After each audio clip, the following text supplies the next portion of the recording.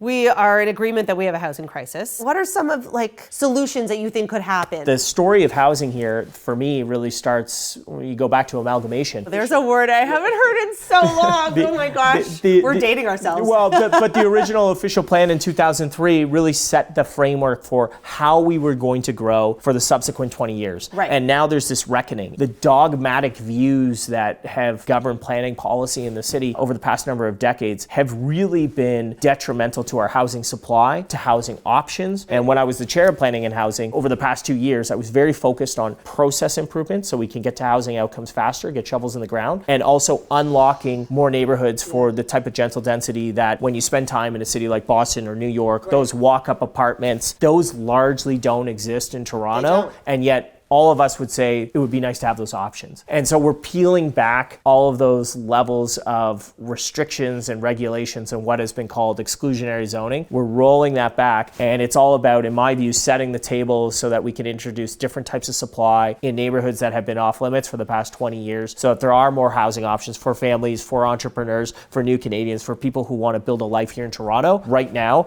that stuff doesn't exist, and as a result, it's been really problematic.